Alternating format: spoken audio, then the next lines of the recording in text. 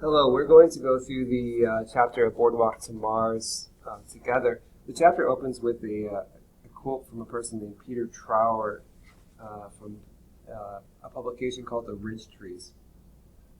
It says, "Next year we will practice havoc in that green trench. The saws will yammer their nagging dirge. The donkeys will gather the corpses. The land will be hammered to stumps and ruin." This chapter is about logging, which they have been about, but specifically from the 1920s through the 1970s. It mentions a person named Angus Monk who went to the woods at the age of 13, and he talks about how this wasn't unusual at the time.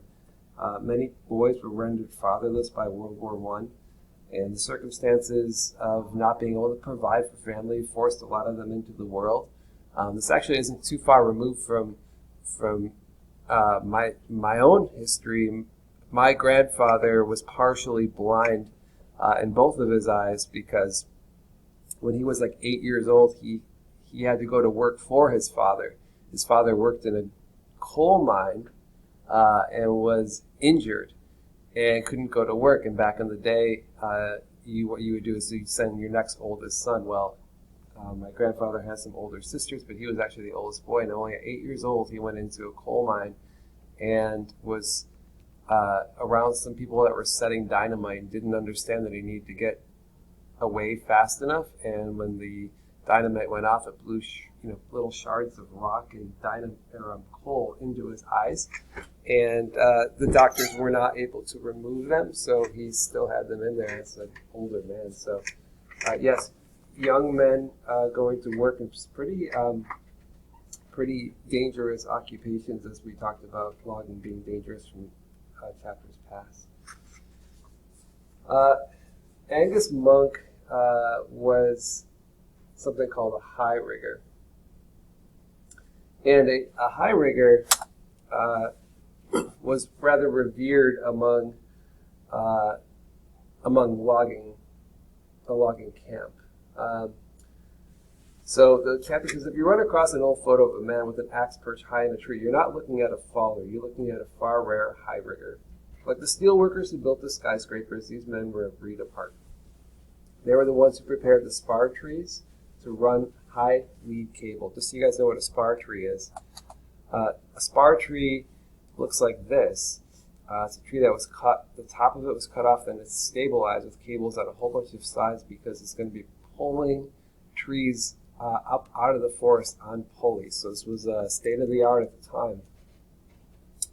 Saved a lot of effort. You remember seeing previous pictures in chapters of, and even things from our gallery walk, of like horses and giant logs having to be moved out across the ground and people greasing up log roads and skid roads with whale oil. This was a much more efficient technique, but you needed someone to climb up the tree and cut the top of it off like this, and then pull the pulleys up and the cables and start to then tie it off so that it was a stable piece of timber that could be used for pulling other trees out.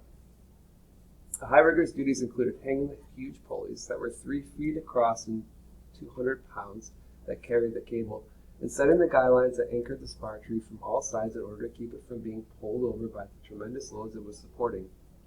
It was a job that required an unusual combination of raw courage, gymnastic strength, and technical skill. The success of a logging operation hung literally on the competence of its high rigger. The first high riggers were sailors, already at ease at the tops of tossing masses and familiar with complex rigging. They were naturals for the job. A high rigger's special equipment was minimal: 3-inch climbing spikes that were strapped to his ankle, and a heavy rope that was clipped to his waist and slung around the tree's trunk. The rope was woven with a wire core in order to prevent it from being accidentally cut by the rigger's axe. A shorter, more compact version was used by fallers. Also attached to his belt, in addition to the axe, was a one-man cross-cut saw, would be a long straw line. This light rope was used to haul successively larger ropes, cables, and pulleys once the spar had been made. Thus prepared, a high rigger like Angus Monk would hug his way up to trees 250 feet high, lopping off branches as he went. Because the topmost portion of the tree was thinner and not as strong, it would be cut off. Sometimes it was blown off with dynamite. Topping the spar was a tricky operation. If the breeze came up to the top and began to blow it off before it had been cut completely, the tree could do what they call a barber chair, split along its length, with the result being the rigger would be crushed between the expanding tree and this fixed safety rope. For trees this tall to survive winter gales, they must be extremely flexible, so even when everything went according to plan, the release of the several-ton spar would cause the tree to sway wildly.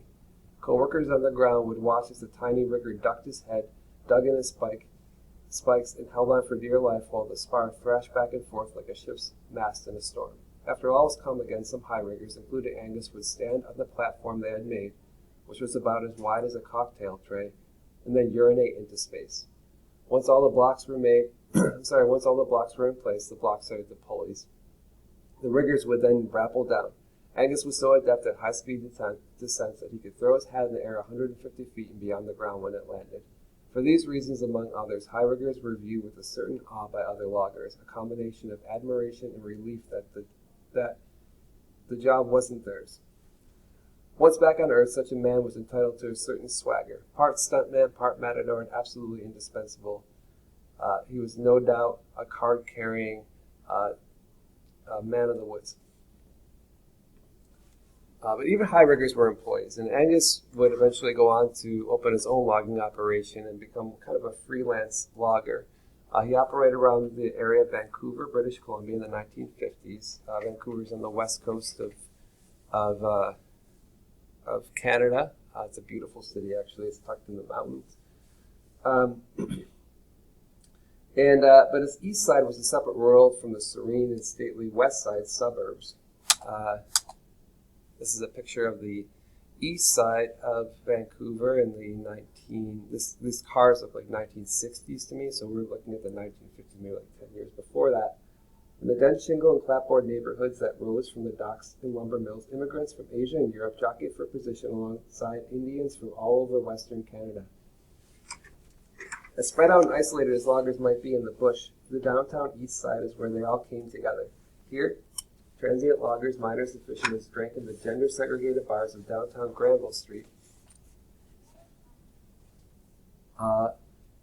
For generations, loggers have been viewed as a kind of subspecies that required special handling, like boxers or British football fans.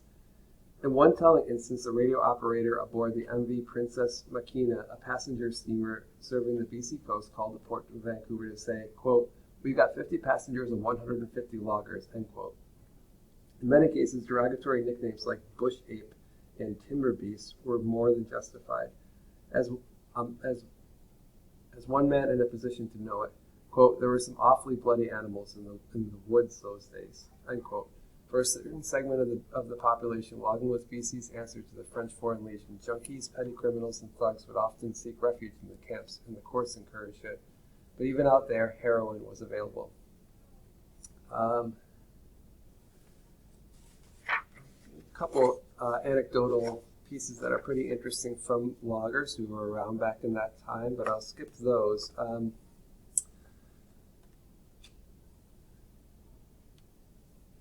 These guys were making a lot of money too in the woods. These loggers were saying that what head into town with $4,000, $5,000 back in this day in their shirt pocket, and they felt like they were strutting around. They had the world by the tail on a downhill pole. They would often come back to the camps with no money. They would spend all of their money in Vancouver. Since most young loggers were strangers to the city in ways that made easy marks. It was for the reasons like this, the downtown Vancouver side streets earned the names Trounce Alley and Blood Alley. The third was called Shanghai. It still exists today. While there are stories of Indians who would roll drunken whites and leave them draped across train tracks outside of freight yards, Vancouver had one advantage, that is the only city in mainland Canada where you can pass out in a park on a winter night without freezing to death. That's because the climate there is moderated by its proximity to the ocean.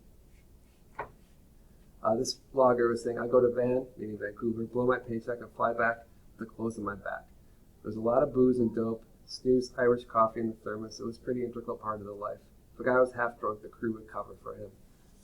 Went on to say that the crew even took the stable cover for loggers who are hungover or drunk.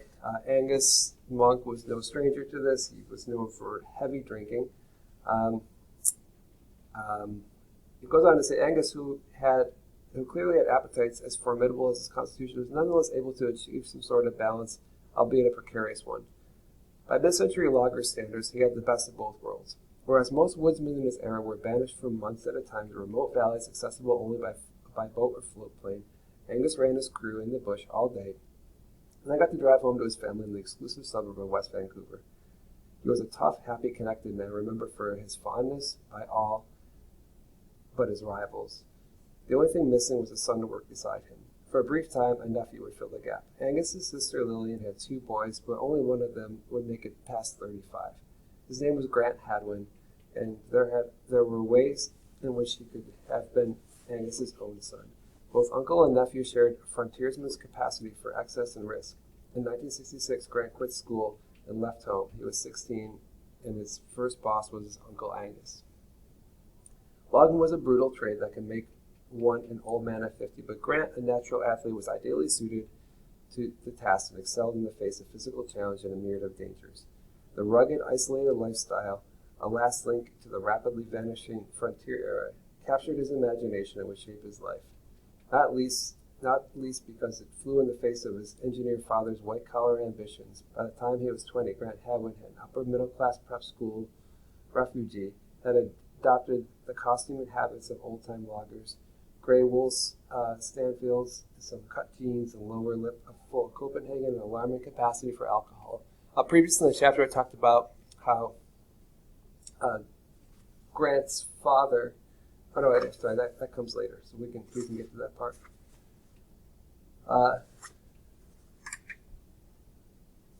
As dramatic as the transformation was, it was less a reaction than the natural evolution of his person finally allowed to follow his organic impulses.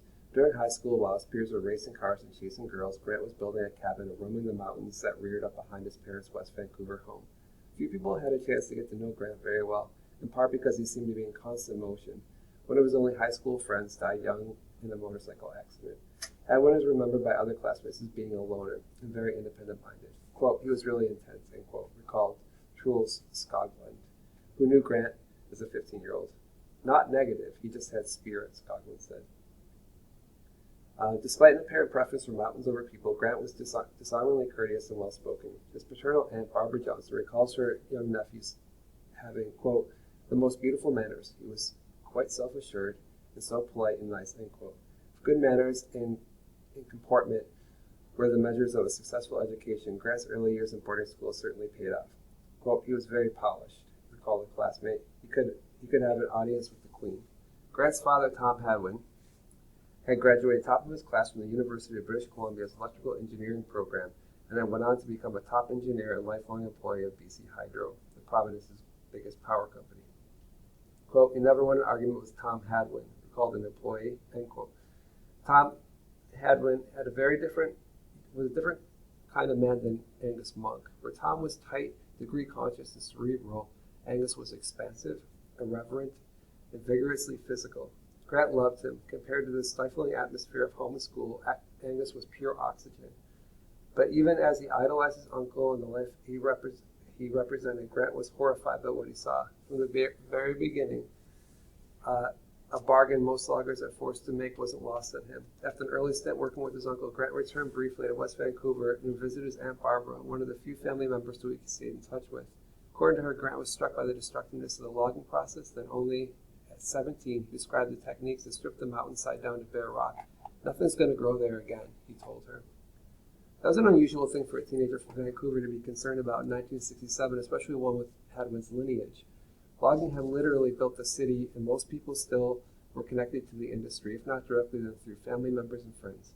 But things were changing in the sleepy, green logging town, quietly at first. Not long after Grant had reported his observations to his aunt on the north side of English Bay, a fledgling organization found on the south side just 5 miles away. They gave themselves a deceptively Canadian name, the Don't Make a Wave Committee, but this would prove to be a misnomer.